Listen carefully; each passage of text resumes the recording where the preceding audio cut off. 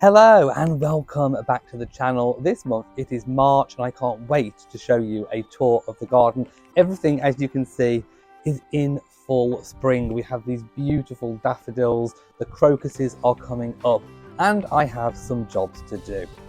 It is the 21st of March 2023 and I am a little bit late doing my garden update video.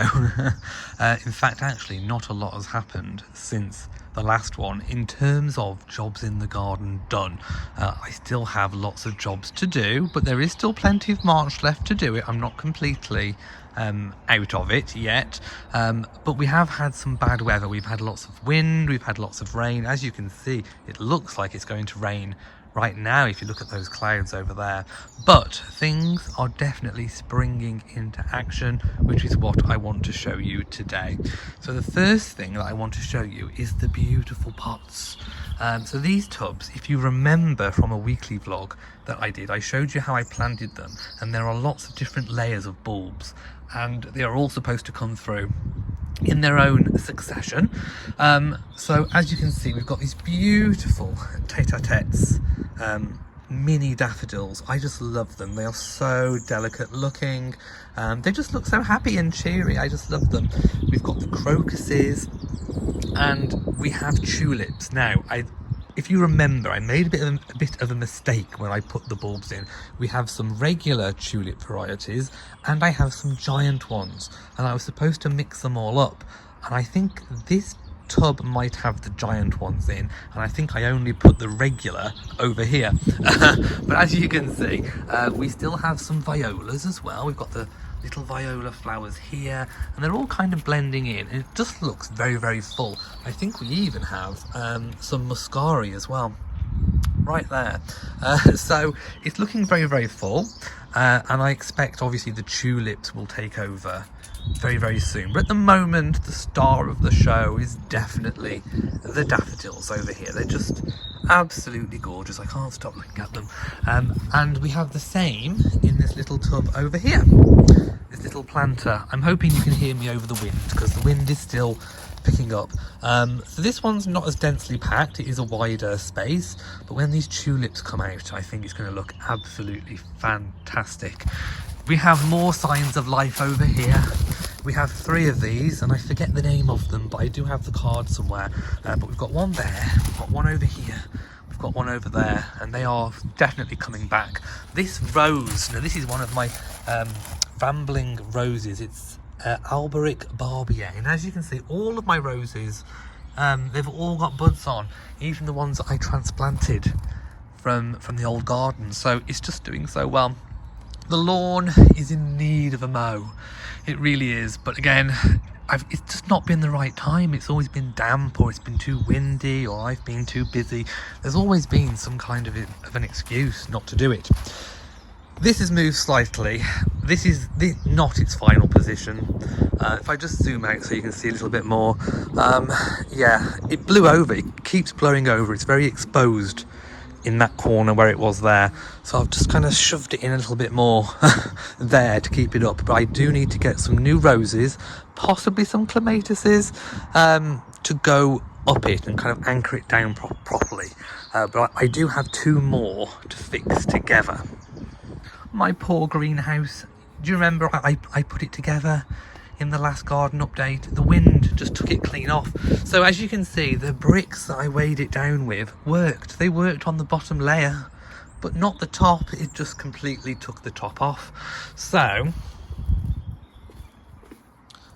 here is the remnants of the greenhouse. It is salvageable. I can put this back together and put it back on, but like I say, it's been so windy, I just haven't. But what I will probably do is weigh down every level with a few bricks. So I've had to put some of this bag of compost here to stop it from blowing over.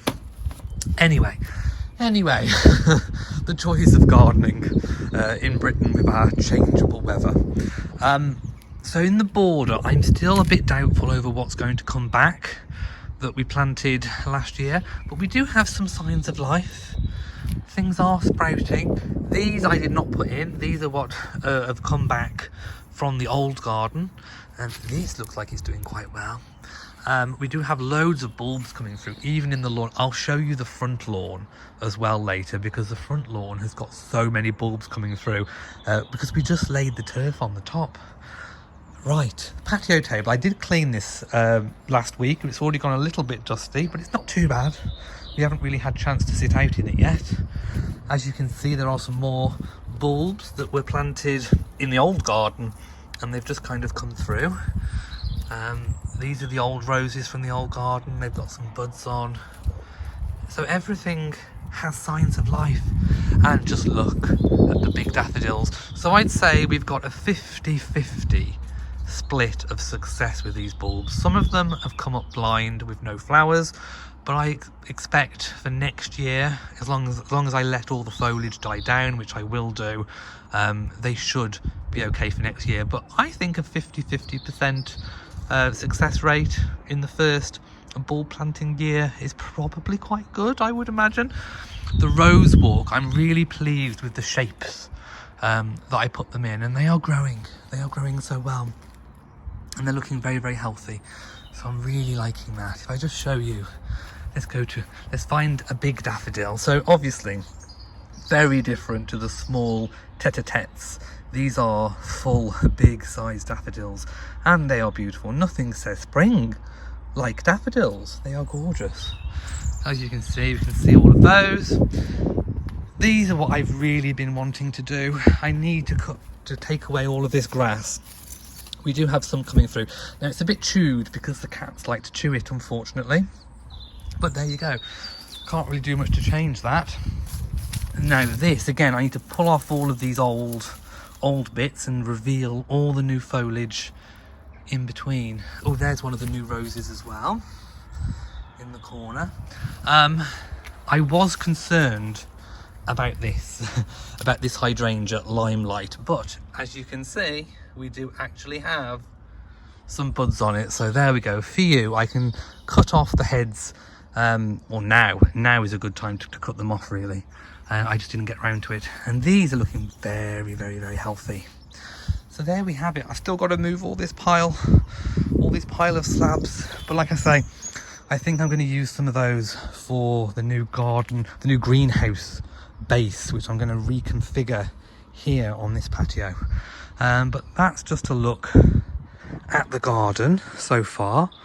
I'll leave the camera to settle, and we'll go and have a look in the front garden, because I really want to show you what the lawn is looking like, because it's quite exciting. It's quite exciting just to see what's going to pop up, because I really don't know. In the front bed, we actually have lots of these muscari coming through. Now, I do want to, I think, dig all of these up, probably for next year, and redo everything and put lots of spring bulbs in.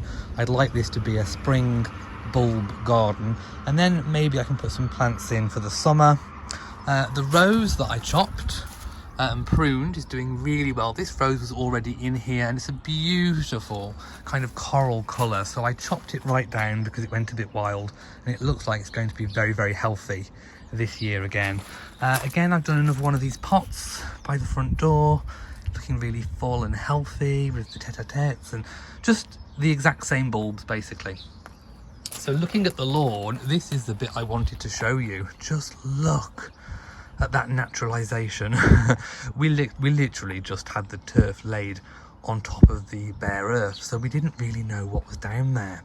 I think they are some kind of bluebell, if I remember correctly, from when we moved in. It was a tail end, and I think they were bluebells. I think there was a mix of white and blue, but some of them had cross-pollinated, and there was a pink. So I'm just going to leave this to do its own thing. I won't mow the grass. I won't mow them until they've all died back down. So this is really going to be a bit of a wildlife area.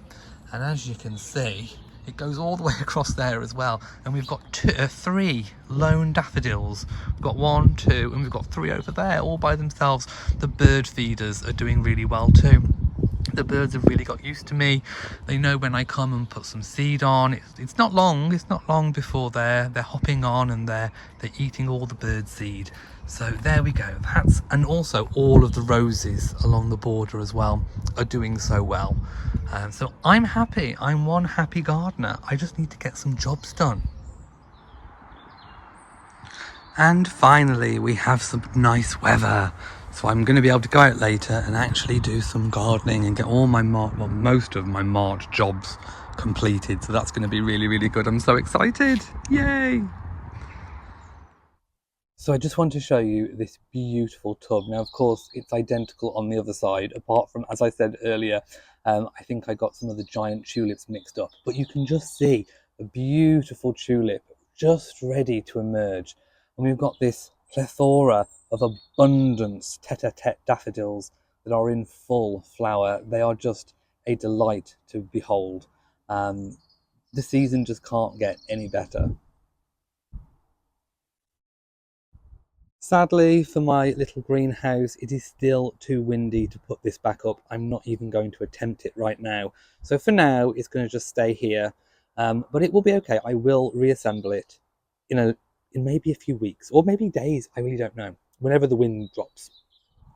I also managed to pick up a really, really great bargain from Morrison's. They have got all of their garden things out in the UK. They are both outdoor shrubs. This is from Flourish and Joy. It's a Magnolia Soulangina. I hope I've got that correct. It's flowers in the early spring and has an eventual height of 5 meters. Now I did misread that because the one here is a stellata shrub and it grows 2 meters.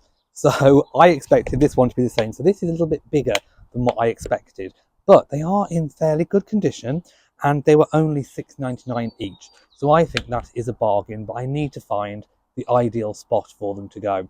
And I've still got this rhododendron that I need to plant. I bought this last season. It's a Calsap 1.75 meter eventual height. It was only $3.99. So I need to get these planted at some point.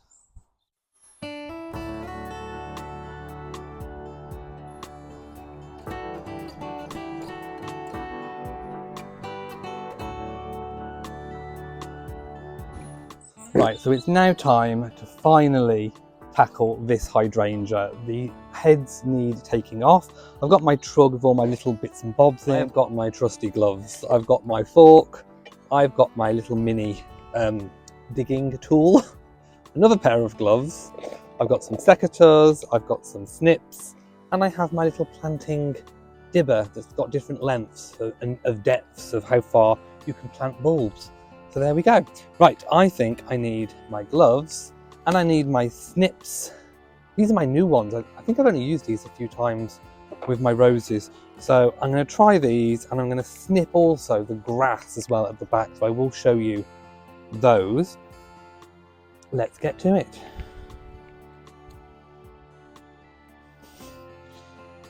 Okay, so literally all I do is you just find where the next stem would be and you just cut them off. It's literally that easy. And you can see the new growth already beginning to come.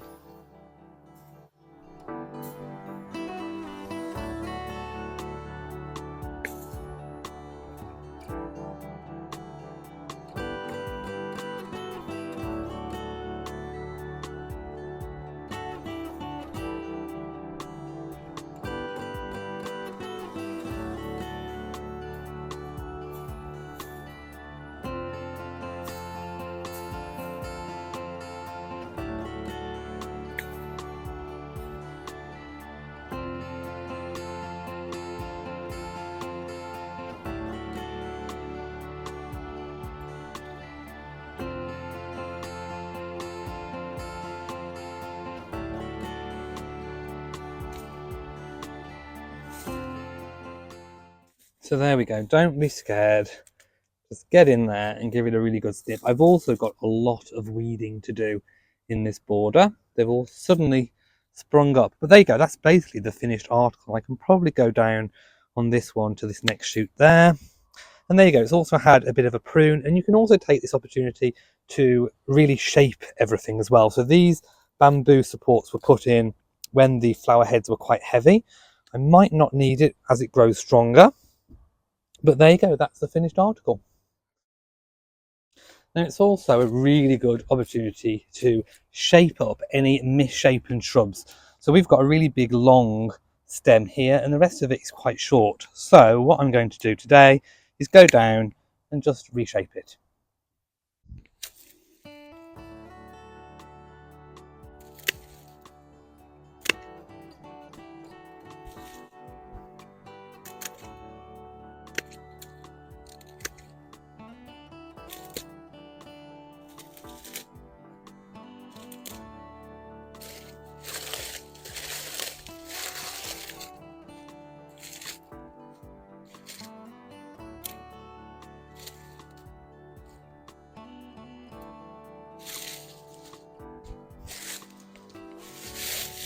Now with the grasses, I can see some green shoots underneath, but all of this is old growth and it can all come out. So I'm going to be quite ruthless. I'm just going to go in and give it a really good snip.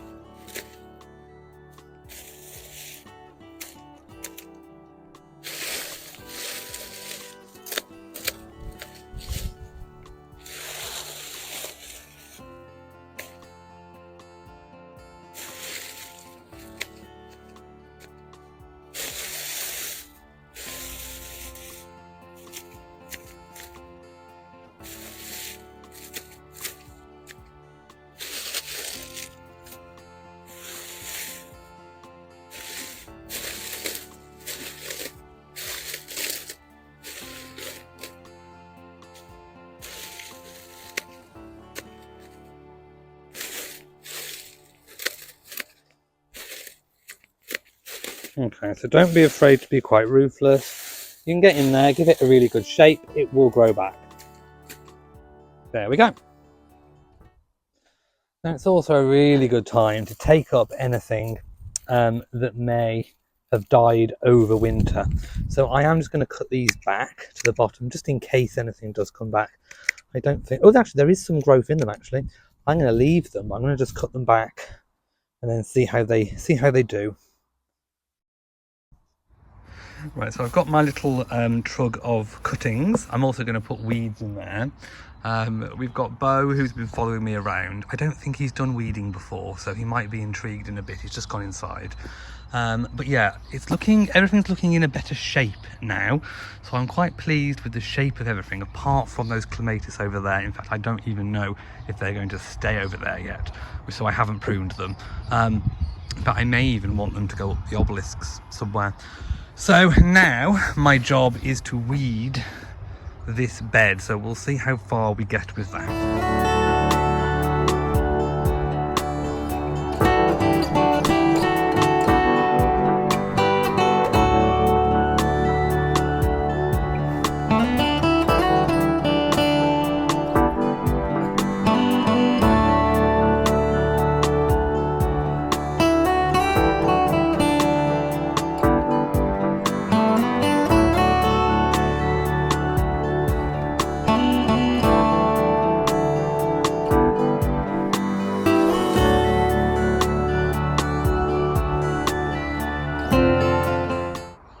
Okay, so there we have the border and it's looking okay.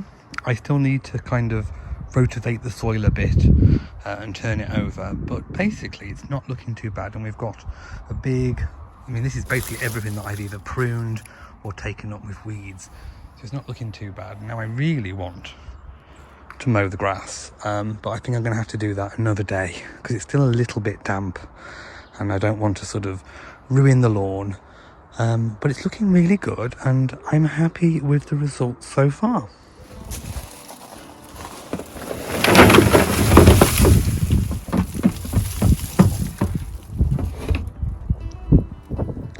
Right, so what I've noticed here is these clumps are things that were already here and they've grown up. I'm not entirely sure what they are. I think they've got little hints of purple flowers, so they could be, I'm not entirely sure, so we'll wait until they come through.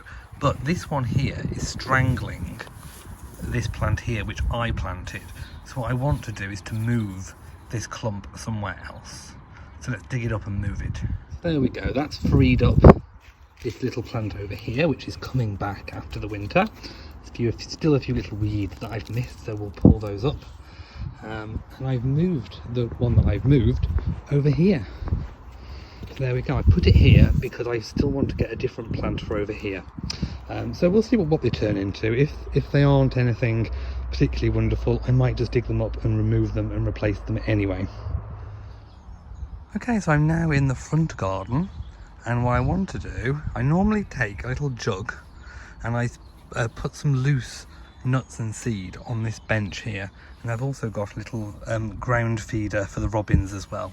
I do have some mealworms, but I haven't brought them with me today. So I literally just get the peanuts and I like to put them in sort of clumps. So I'll put a clump there, I might put a couple in there. I'll put another clump over here. Just so that they've, the squirrels like to come as well and get some of these.